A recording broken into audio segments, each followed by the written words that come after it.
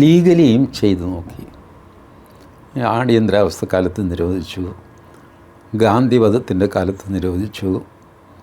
സർപ്രൈസിങ്ങിൽ ഒരു കാര്യം വായിച്ചതിനറിയാമോ? ഗാന്ധി വധത്തിൻ്റെ പേരിലല്ല RSS നിരോധിക്കപ്പെട്ടത്. രഹസ്യമായിട്ട് പ്രവർത്തിക്കുന്നു എന്നൊക്കെ പറഞ്ഞുള്ള ചില സമൂഹത്തിൽ വിദ്വേഷം പടർത്തുന്നു, ഇങ്ങനെ 1-2 കാര്യങ്ങൾ പറഞ്ഞാണ് RSSനെ നിരോധിക്കുന്നത്. ഗാന്ധി വധത്തിൽ ടെക്നിക്കലി അതിനകത്ത് ആ നോട്ടിഫിക്കേഷനിൽ ഗാന്ധി വധത്തിൻ്റെ പരാമർശമില്ല, ഉണ്ടാവാനും പറ്റില്ല. കാരണം ഗാന്ധി വധത്തിൽ RSSനൊരു പങ്കുമില്ല, ഗോൾവൽക്കറെ വിചാരണ ചെയ്തിട്ടുമില്ല, ഒന്നുമില്ല. അപ്പോൾ അന്ന് നിരോധിച്ചു, പിന്നെ അടിയന്തരാവസ്ഥയിൽ നിരോധിച്ചു, പിന്നെ നരസിംഹറാവു നിരോധിച്ചു, രാമജന്മഭൂമിയെ തുറന്ന്, അയോധ്യ സംഭവത്തെ തുറന്ന്. അങ്ങനെ അതുകൂടാതെ സ്വാതന്ത്ര്യത്തിന് മുമ്പ് നിരോധിച്ചിട്ടുണ്ട് കേട്ടോ. കോലാപ്പൂർ മഹാരാജാവ് നിരോധിച്ചു.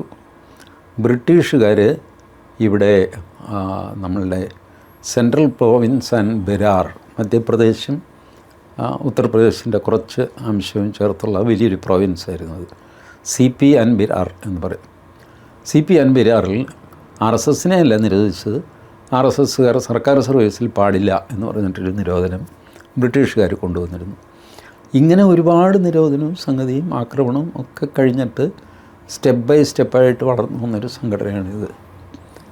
അതുകൊണ്ടാണ് ഞാൻ ഈ ഡിസ്കഷൻ്റെ തുടക്കത്തിൽ വായിച്ചത് പറഞ്ഞില്ലേ, TGക്ക് അത്ര താല്പര്യമില്ലാത്ത ഒരു വിഷയമാണ് ഈ വാസ്തവമാണ്. അതുകൊണ്ട് കാരണം ഈ ഒരുപാട് നിരോധനങ്ങൾ കണ്ട് ഇങ്ങനെ വന്നു കഴിയുമ്പോണ്ടല്ലോ നമ്മൾ ഈ അത് പിന്നീടൊരു നിരോധനം എന്ന് പറയാം, നമുക്ക് നിരോധനം ശരി നോക്കാം, ഇങ്ങനെ അങ്ങ് ലാഘവത്തോടെ കാണും.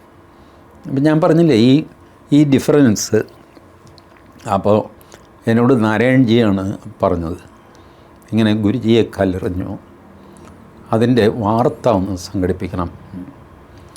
ഞാൻ പറഞ്ഞു, നാരായൺജി ബുദ്ധിമുട്ടാണ്, തിരുവനന്തപുരത്ത് പോകേണ്ടി വരും, പോകണമെങ്കിൽ പോകണം. ഞാൻ പറഞ്ഞു ശരി പോകാം.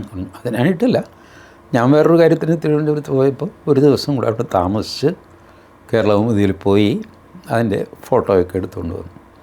അപ്പോൾ എനിക്കത് ലൈവായിട്ട് ഇപ്പോൾ ചോദിച്ചപ്പോൾ എൻ്റെ ഓർമ്മയിലുണ്ട് ഈ സംഭവം. അപ്പോൾ അന്ന് കല്ലെറിഞ്ഞു, ഇന്ന് കല്ലൊന്നും പറഞ്ഞില്ലല്ലോ, ഫേസ്ബുക്ക് പോസ്റ്റല്ലേ, സാരമില്ല. ഇന്ന് കല്ലെറിയാൻ ആർക്കെങ്കിലും ധൈര്യമുണ്ടോ? ആലോചിക്കുക, ധൈര്യം ഉണ്ടോയെന്നല്ല, ആലോചിക്കുക, കല്ലെറിയാം, മോഹൻജി ഭാഗവത്തിനെ കല്ലെറിഞ്ഞ് കളയാം എന്ന് പറഞ്ഞ് തിരുവനന്തപുരത്ത് ആരും ഇറങ്ങില്ല. തിരുവനന്തപുരത്തല്ല, കേരളത്തിൽ തന്നെ ഇറങ്ങില്ല. അപ്പോൾ പ്രോഗ്രാം അലമ്പാക്കി കളയുക, കല്ലെറിയുക, ആ സ്ഥിതിയിൽ നിന്ന് നിരുപദ്രവമായ ഫേസ്ബുക്ക് പോസ്റ്റിലേക്ക് ആൾക്കാർ മാറിയിരിക്കുന്നു. അത് വലിയൊരു മാറ്റമാണ് കേരളത്തിൽ വന്നിരിക്കുന്നത്. അതിൻ്റെ മാറ്റം സമൂഹത്തിലും കാണാനുണ്ട്.